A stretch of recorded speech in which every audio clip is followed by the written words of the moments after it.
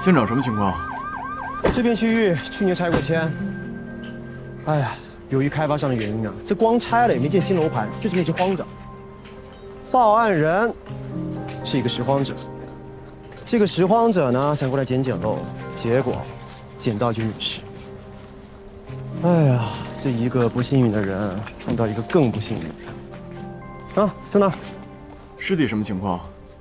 我推测刚死不久。这不应该由你来下结论，因为很快我就可以推翻你的结论。哦，对了，我现在就可以推翻你的上一条结论。他其实挺幸运的，他被发现了，他已经迈出了找出凶手的第一步。说得对，这就叫天网恢恢，疏而不漏。死者是个年轻女性，看着像个学生，挺可怜的。干活吧。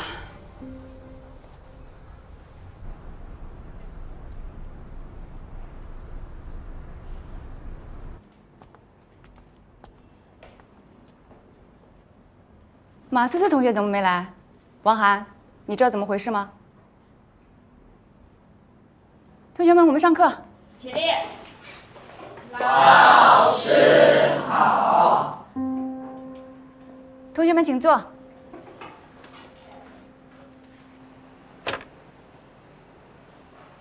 你好，您所拨打的电话已关机。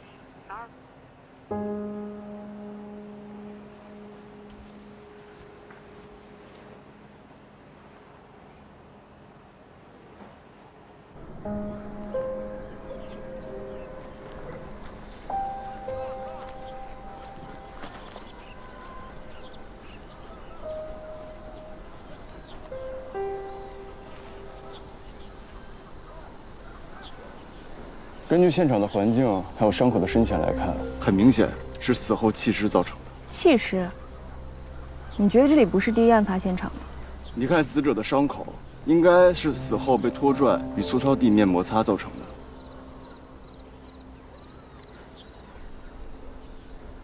这看起来也不像是人或者动物的毛发，更像是植物的虚碎。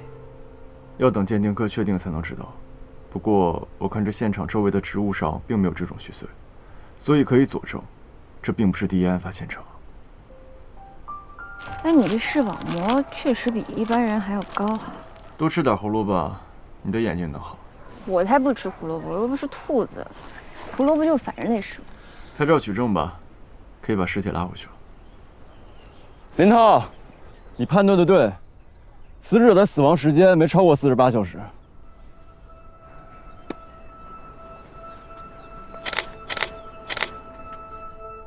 同学别害怕，我们是来帮你的。死者为女性，尸僵强硬，尸斑还处于浸润期，角膜中度浑浊。根据尸体的温度初步判断，死者的死亡时间大概是前天下午7点钟左右。口唇、指甲呈紫青色，眼睑内有明显的出血点，这是典型的机械性窒息的特征。口腔黏膜有破损。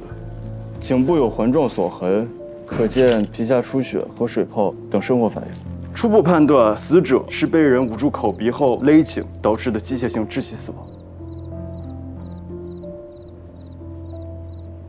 死者身上有多处软组织挫伤，手臂和小腿有多处划伤，这些伤口并不像刀口，更像是被某种坚硬的物体所划伤的。死者的下体有多处伤痕。应该是生前被人侵犯过。怎么了？我看到他的伤，能想象他之前经历过什么。你要是累了的话，就先去休息。这边有我跟黄花。没事儿，来吧。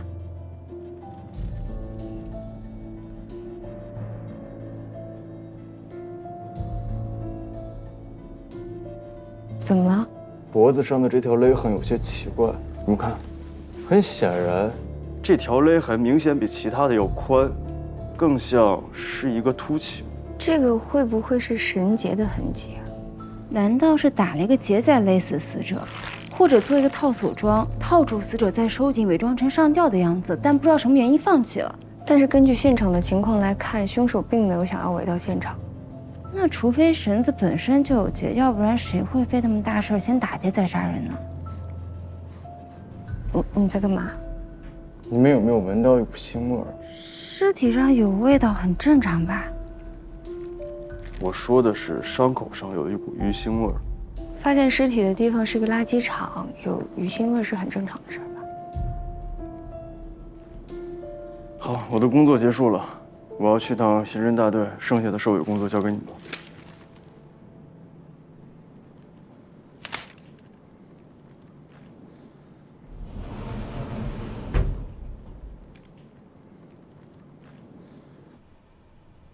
死者名为马思思，龙帆高中的学生。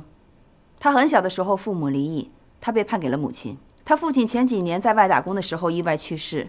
马思思家境贫寒，他们家住在柳街老巷的棚户区，那里鱼龙混杂。各位，对这个案子有什么看法吗？裹着他身体的这件外套有点奇怪。怎么奇怪？这件外套是著名的奢侈品牌，本季的新品，价格不菲，至少上万。我看马思思其他的衣物都很廉价，唯独只有这一件特别的奢侈，你们不觉得很奇怪吗？你为什么对奢侈品牌这么了解？哎呀，那是因为我有一位常年荣登各大商场 VIP 宝座的妈，所以我在家里面看遍了每一季的时尚目录。如果没有记错的话，这件衣服应该是这星期的封面款。有没有可能是假的？毕竟现在这年轻人多少都有点虚荣。赵副队，这你就不懂了吧？第一，假货没那么快出现在市面上；第二，我检查了这件衣服的商标还有它的做工，真货无疑。哎呀，看来我在奢侈品鉴定这一块还是有经验的。涛儿，听我句话，一定得好好当警察，要不就得回去继承那千万家产，多痛苦！按照马思思的家境，她是买不起这么贵的衣服的。对，而且这个是女款，这个尺寸应该也不是凶手的。所以啊，我说这件衣服很可疑，说不定是破案的关键。李队，初步尸检报告：尸体的处女膜新鲜破裂，证明在此之前他并没有过性行为。尸体下体有明显的撕裂伤，身上有多处的软组织挫伤，证明死者死前经历过暴力对待，并且激烈反抗过。尸体告诉我们，这个女学生是被暴力奸杀的。一般凶手杀人弃尸不会刻意包裹住尸体，那么凶手故意的选择用衣服裹住女孩的脸，是不是因为不想见到女孩的脸？他对女孩尸体的态度没有那么随意，所以我认为吧，他是因为心怀愧疚才这么做的，而且很有可能认识死者。另外，我们就凶手选择的抛尸地点上来看，他应该对周围环境十分的了解。我跟林涛去勘察一下马思思的社会关系，看看有什么线索。另外，抛尸地点附近有很多黑车出没，我们不排除黑车司机见色起意强奸杀人的可能性。还有，派一队人到抛尸现场的附近去勘察一下。哎，听明白没有？知道。干活。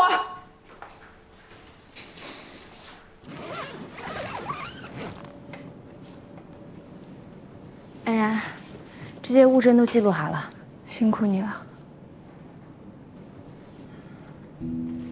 太可惜了，这是他最好的年龄，他家人一定会很难过。哎，对了，他家人联系上了吗？什么时候来啊？只联系上他妈妈，说最快也得今晚才能到。行。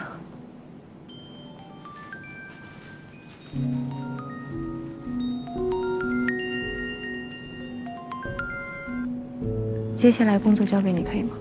没问题，你先忙吧。哦，对了，他妈妈来之前，你记得告诉我一声，我给他换一身干净的衣服吧，让他体面的见他妈妈最后一面。安然，我觉得你跟秦明对死者的遭遇都有些自己的感触。法医也是人，遇到出身干的事儿，每个人都会有自己的情绪。但不一样的，我觉得你更多的是同情，而秦明更多的是愤怒。刚刚他出门你也看见了，他也是人，是人就会带入自己的情感。别想太多了，我先去了。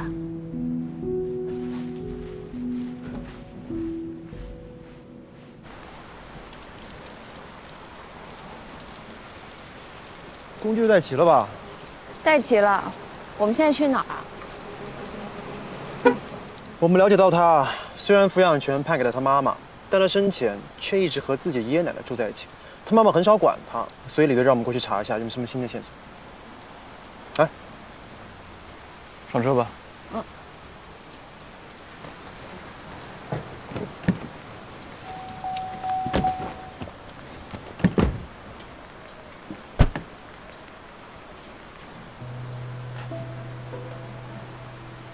抱歉了，我实在忍不了了。哎，这是我的车，用得着喷这么多消毒水吗？再怎么也比你们的什么解剖室干净了。哎，我们解剖室可比你这车上干净多了。你知道我们清洁流程吗？你这车里这么大的味道，你闻不到？什么味道？闻不到啊？你在车里吃什么了？真是狗鼻子，我真的服了你啊！不就螺蛳粉吗？用得着这么嫌弃吗？我都开窗通风很久了。哎，你小子是不是故意找茬？不想协助我们办案是吧？我不是找茬，我针对的呢就是这辆车。你知道一辆车里有500多种细菌吗？葡萄珠菌容易引起白血症，还有大肠杆菌。好，我回来一定好好搞卫生，好吧？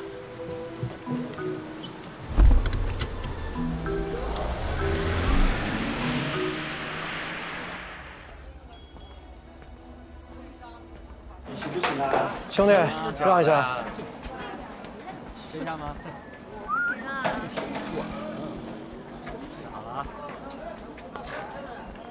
你厉害啊！给你试一下。好啊，练练啊。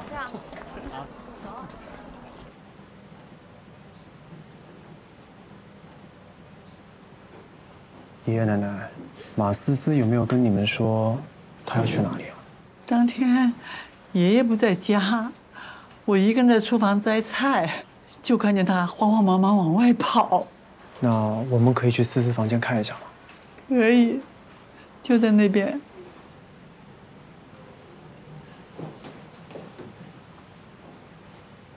奶奶，您节哀啊！等我们了解完情况，会尽快给你们一个交代。谢谢。没想到马思思和她爷爷奶奶睡一个屋。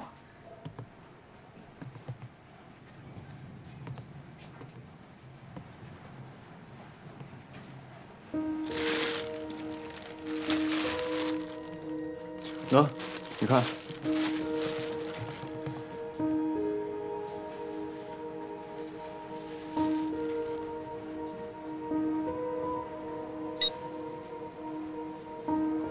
200块，这个价格对于一个家境贫寒的学生来说，已经算不菲了吧？这条裙子应该就是马思思死的时候穿的那条。奶奶，我出去一趟啊。你去哪？回不回来吃午饭？午饭我就先不回来吃了。你什么时候回来呀？晚饭吧。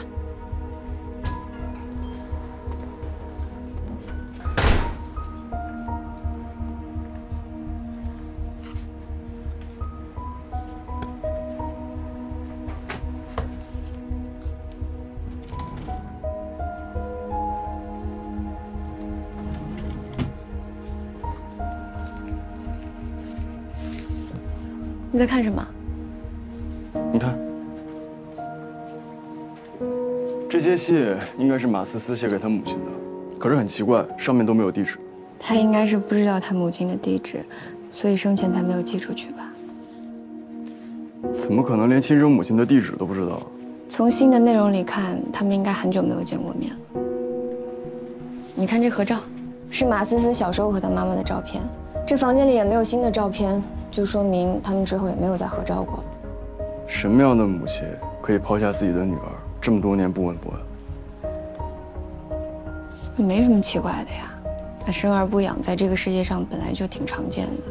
只不过我们见多了疼爱子女的父母，我们就觉得那才是人生的常态。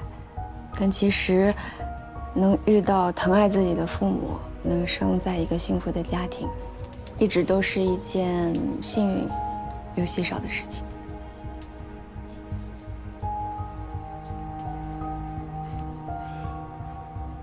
我怎么总觉得你对这个案子特别敏感？没有吧？你才奇怪呢。装起来吧。如果爷爷奶奶能同意，我们就把信带回去，看看能不能找到线索。环环已经联系马思思的母亲了，她今天晚上有空，应该会来一趟警局。如果这些信没有任何问题，该怎么处理啊？那就交还给他的家人，或者直接给他母亲，也算是了了马思思生前的心愿吧。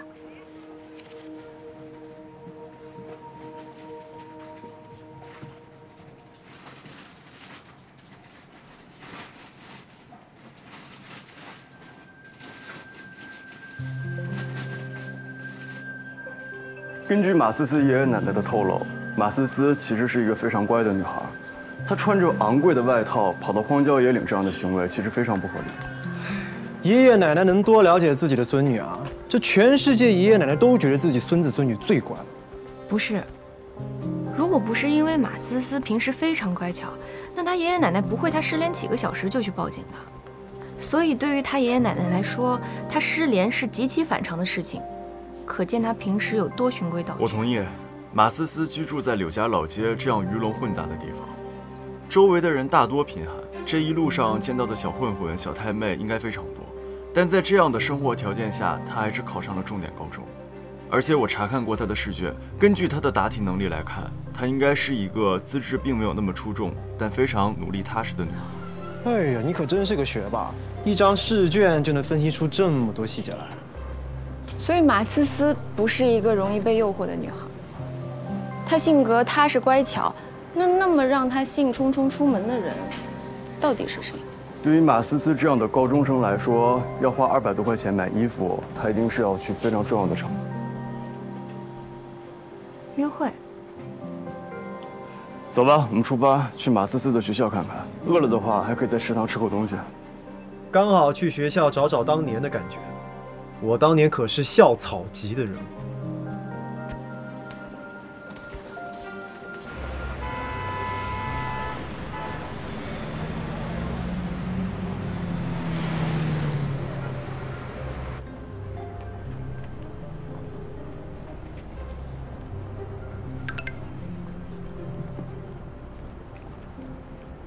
移动公司资料发过来了。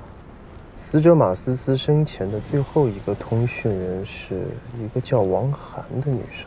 除了她的爷爷奶奶之外，她平日里就和这个王涵处得比较近。这个王涵家境还挺不错的，他爸是市里特别有名的地产老板。你认识？不认识，听说过。哎，而且这个王涵挺有名的，那个贴吧上随便一搜，不少他的帖子。什么贴吧？龙帆6中的贴吧。你对这种校园生活还挺了解。那是。想当年我可是校草级的人物，各班女生争先恐后讨论的对象。哎呦呦，你是不是每天偷偷上贴吧看自己的帖子，还换不同的马甲，给他们带风向？挺懂行吗？戏精。王涵高2才转到龙帆高中，和马思思成了朋友。哎，钱敏，你觉不觉得他们之间的关系和我们的友谊特别像？孤独少女和富家少女。哎，富二代，孤僻的青年。哎，你这一点都不肯吃亏啊！绿灯了，走。哦。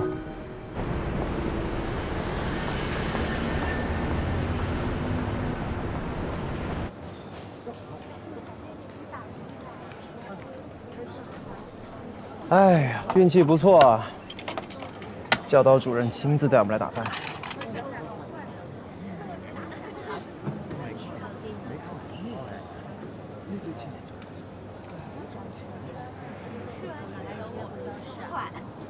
青明，这这次学校饭堂，不用那么讲究啊。那你看看你，手上、嘴上全都是油，那你之前洗过手了吗？没洗手的时候，手都摸了什么？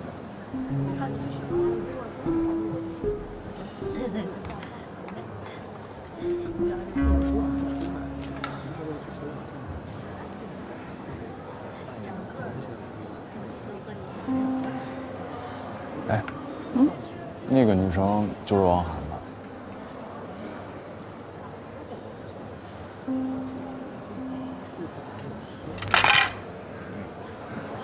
怎么，公主今天自己打扮了？你的小跟班呢？关你什么事儿？别理他，奇葩。根据走访调查，马思思平时没有什么朋友，王涵呢就算是她朋友。不过，王涵跟马思思比较不一样，她朋友比较多，社交也比较广。很正常，像王涵这样家庭条件优越、长得还不错的女生，一般都是中性朋友。可我就不一样了，像我这种家境优越、长相不错，还重性朋友的，能称得上我零头的朋友还真的不多啊。秦明，你算一个。那我还挺倒霉的哈。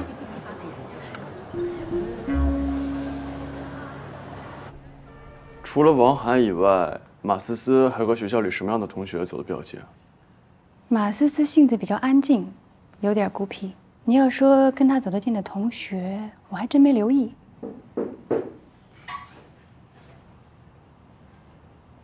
老师好。王涵同学是吗？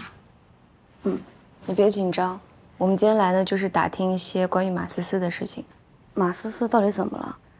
我给她打了很多电话，她都没有接。他已经死了。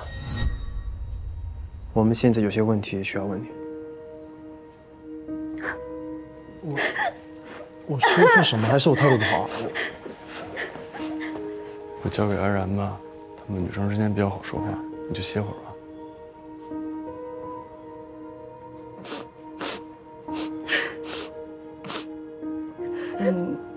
我很抱歉，你最好的朋友死了，你一定很伤心。但我希望你能坚强起来，早日配合我们，可以找到真凶。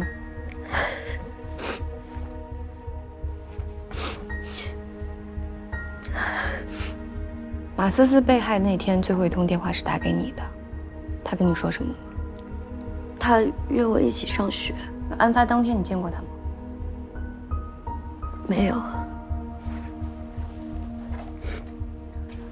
被害的时候，他穿着这件衣服，你知道这件衣服吗？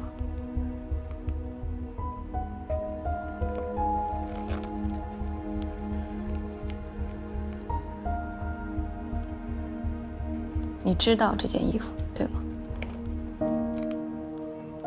这是我的衣服。你的衣服怎么会在马思思那里呢？她说好看，我借给她穿的。我没有想到，你先不要激动，他遇害和这件衣服没有直接的关系。我想知道，你是什么时候借给他这件衣服的？上周六。你们在学校不都穿校服吗？你是带过来给他的？我买了发给他看，他说好看，我就提出借给他穿。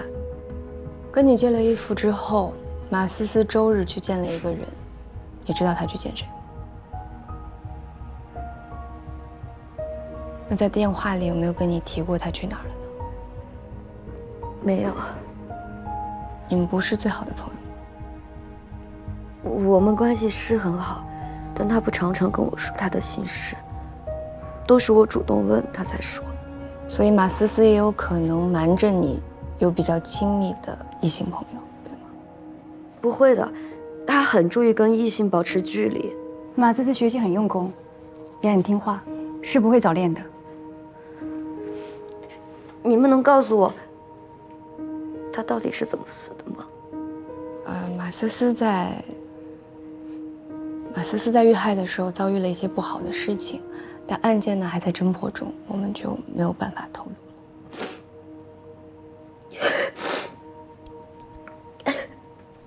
王涵情绪不好，你们还有别的问题吗？暂时没有。王涵，先回教室吧。王涵同学，谢谢你配合。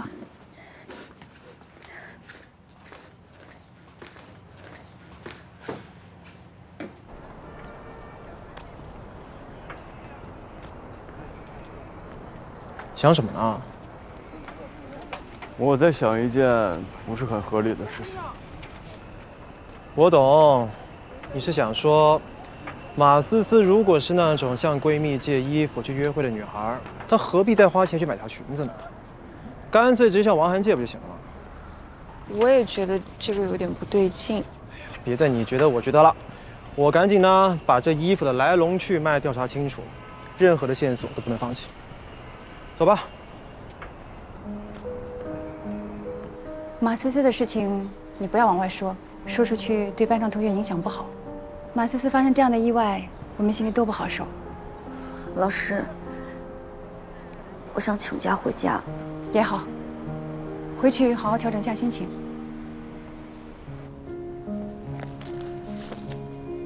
听说是马思思出事儿了，警察都来了，找他就为了问他马思思的事儿。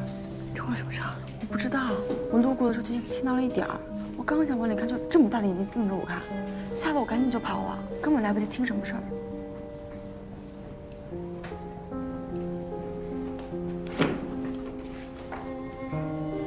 我不管出了什么事儿，平时马思跟王涵走的也挺近的，他现在心里估计也挺不好受的吧。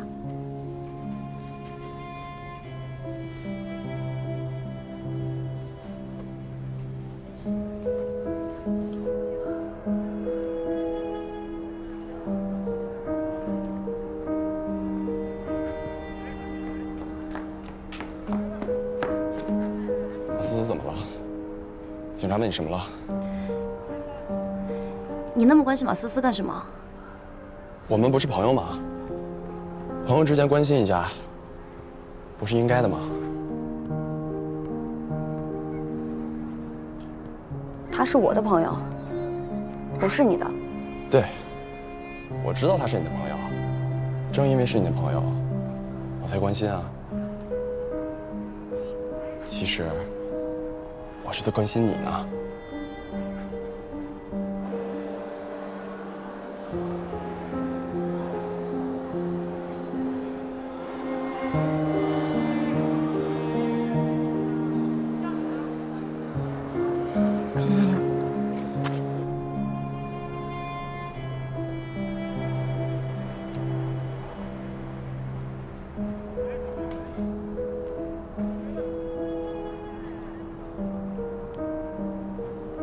他死了。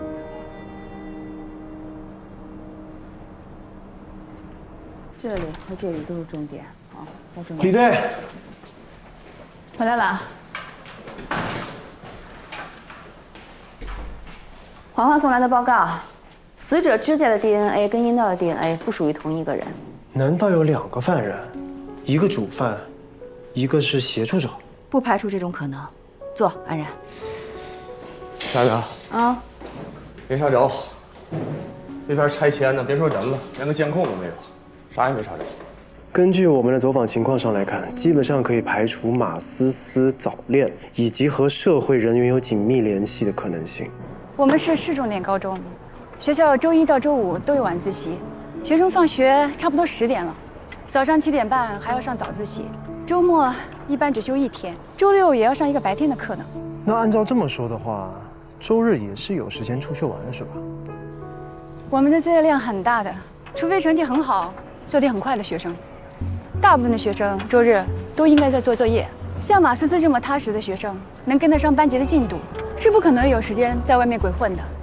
这我知道，我小侄子就是那个6中的，那天天作业做到凌晨，能不能是他家附近那些小混子做的案？柳家老街虽然鱼龙混杂，但是马思思从小到大生活在那里，她跟那边的小混混应该没有矛盾，毕竟都是一起长大的孩子，那能有什么纠葛呢？如果他跟什么不良少年有什么联系的话，我肯定知道。这几条街都是我照的，没有谁我不认识。马思思这么正经，不可能跟他们混在一块儿。反正我没见过。那综合看来，马思思是一个很乖的女高中生，社会关系呢也很简单。那要是激情作案呢？随机杀人的那种。如果是这样的话，这破案的难度系数也太大了吧？抛尸现场环境恶劣，而且还不是第一案发现场，我们没有指向性证据，很难帮助破案。清明，你看那份资料看那么久了，你看出个什么没有？跟大家分享一下。我找到了第一作案现场，死者的鞋底有泥土，这些泥土呢质地较黏，是为灰色的腐泥色，这与弃尸环境的泥土是不一样的。这份报告里已经写得非常明确了，他脚上的是沼泽土，金属含量是正常标准的800倍。我们市不是矿产区域，所以沼泽土里不应该有那么高的金属含量，而且我们市郊呢并没有化工厂，倒是有几个炼钢厂，它们呢都开在了水源附近，因为它们需要用大量的水来清洗冷却做催化剂。水源附近最常见的就是沼泽土。炼钢厂呢是污水排放大户，重金属污染水源，从而污染附近的土壤。所以我们在死者脚底发现的沼泽土应该就来自炼钢厂附近。可这也只能证明死者生前去过炼钢厂，可能是中午，也可能是晚上，无法断定这就是第一案发现场吧？确实如此，但死者身上有擦伤，这些擦伤应该是死者死后凶手搬运尸体造成的。而且我们在伤口中还发现了虚碎状的纤维。刚开始呢，我并不知道这些纤维是什么，但现在我想，我应该知道了。是什么？沼泽土里最常见的植物就是芦苇、茜草之类的植物，而这些植物就有虚碎状的纤维。有道理。是我。尸体报告出来了，我叫华安给你送过去。好，我知道了。对了，须状铅鉴定结果出来了没有？出来了，是芦苇絮。好，确定了，就是芦苇。从现在开始排查全市有芦苇地的炼钢厂。好。李队，发现3处可疑地点。我看看，这第1处和第2处我都认识，已经过了环评标准了，而且这旁边也没什么芦苇地，排除。那就只剩下龙帆市炼钢厂了。5年前因为环保问题关闭，位置处于走马湖附近，而且附近有很多的芦苇丛。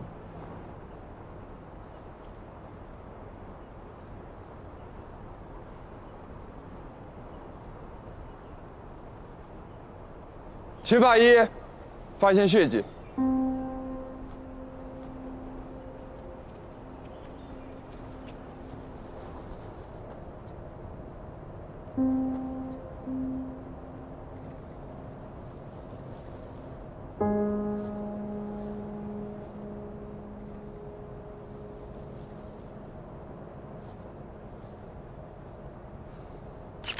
这也就能解释为什么马思思身上会有那么多划伤，都是这些芦苇造成的。这次工作量非常大。陈主任把能调配的人手都调配过来了，能确定这是第1案发现场了。这是在那边路口找到的，应该是凶手随手丢的，现场有血迹，秦明已经在处理了。好，走吧。辛苦了。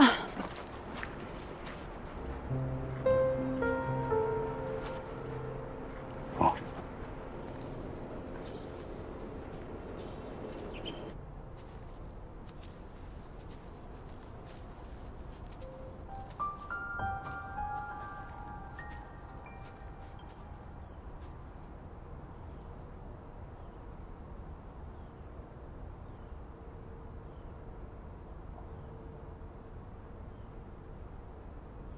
在想什么呢？我在想，你在想什么？我知道我自己没你聪明，赶紧说吧，又发现什么了？你们看这里啊，这里应该就是死者被凶手给勒死的地方，有明显的搏斗痕迹。而且从这里开始，找到了死者的毛发。这个毛发呢，从这里一直延伸到这里。你们看啊，这个芦苇叶上面有血迹，这些和我们之前的推断是一致的。凶手拖拽尸体，尸体上面造成划伤，证据和凶手的行为都是连贯的。还有前面的厂房。我们在厂房里面啊，发现了破碎的衣服、经斑，还有血迹等证据。通过这些证据呢，可以推断出厂房应该就是发生强奸的地点。但从厂房一直到这里都没有任何的搏斗痕迹，还有血迹。那难道说凶手是在厂房里强奸了死者，然后把他推到芦苇丛里杀掉吗？可没这个必要吧？他也不嫌麻烦，还是说有什么特殊的癖好？有没有可能是死者在厂房里面找到了机会逃脱了，然后凶手追了出来，把他杀掉？不排除这种可能性。好，我知道了。李队，有情况。怎么了？外套的购买记录我已经查到了，这个品牌全市只有一家店。我妈问了这个品牌的柜姐，这批衣服是本季的新品，因为价格高，所以柜姐记得很清楚。衣服呢是周五白天送到的，我妈周五晚上直接买走了一件，另外一件是周六晚上被买走的，购买者就是王涵的母亲。马思思周六回到家后，周日才出门，所以说只有周日这一天，王涵才会把衣服借给马思思。对，那说明案发当日他们见过面，王涵在撒谎。可他为什么撒谎？难道他知道事情的真相？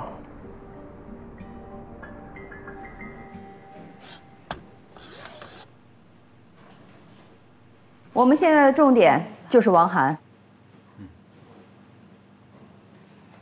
最后一个问题，马思思的手机修复的如何？明天就有结果了。好，林涛，明天你再去见一下王涵一面。好，那今天到这儿吧，各位辛苦。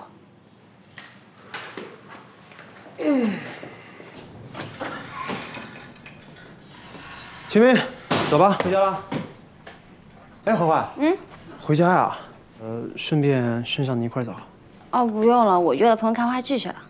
话剧，巧了，剧院刚好顺路，我送你。哦，那就麻烦你了。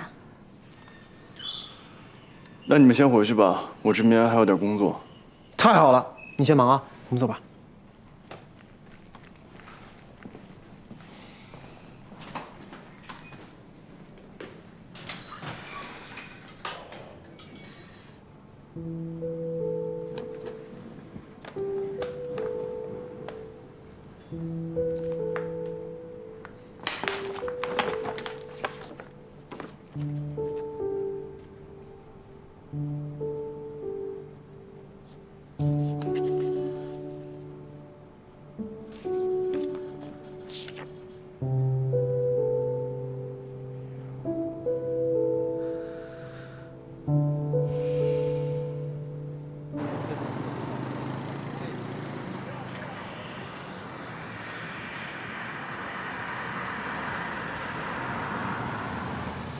我到了，谢谢你啊。欢欢，你知道我的心在哪儿吗？一般人的心脏都在左边啊。啊，还有一种镜面人心脏在右边。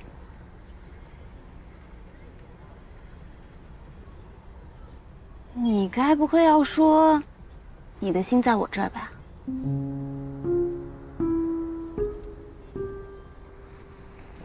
我怎么会说这种土味情话呀？那个环环，最近有谣言说我喜欢你，我必须得跟你澄清一下。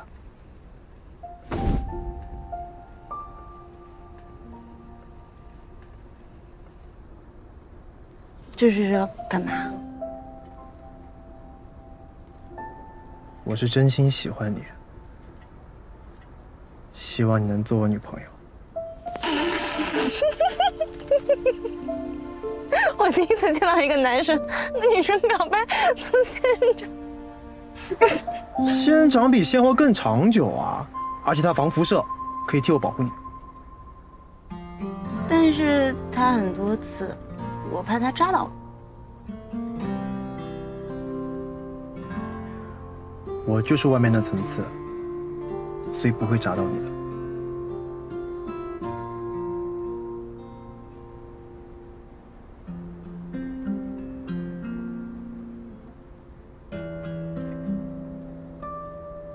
拿着吧，拿着，快。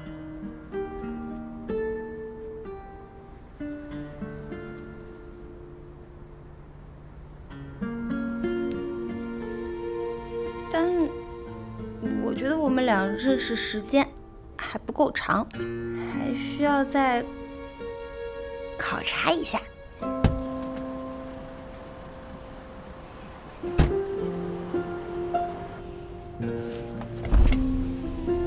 环环，要考察多久啊？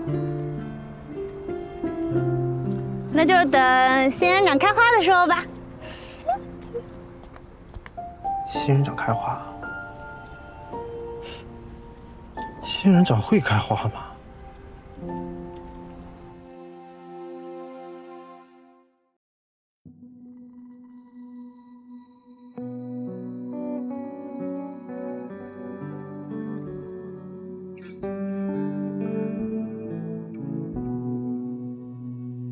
牵了线的木偶是谁在控制？明明恍惚的烛火在责问我，恐惧像无尽深渊，藏匿着什么？颠倒了爱与恶，被遗忘的故事，封尘的日子，时光像是琥珀，在等待我。倒影中的世界，心上的结，爱怎么会无解？残酷的真相在转眼之间，谁戴着面具卖力表演？悲伤的真相在呼吸之间，放肆的嘲笑嘲笑我。愤怒的真相在黑白之间，无声的庄严，谁在用灵魂悼念？模糊了爱与恨的边缘。And this love doesn't always move in a straight line. One day we hate each other, but the next we're doing fine. And the cruel truth, in the blink of an eye, for you to move on, gotta leave me here behind with these memories, golden like a treasury. Wish that we could blow a time out like a referee, but we can't. I know we had a plan, supposed to be together forever, but in the end, but in the end.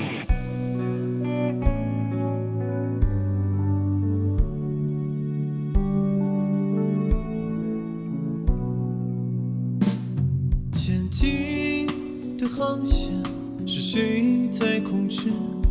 已经模糊的曲直在追问我，这生锈的钥匙锁上了什么？看不清爱与恨。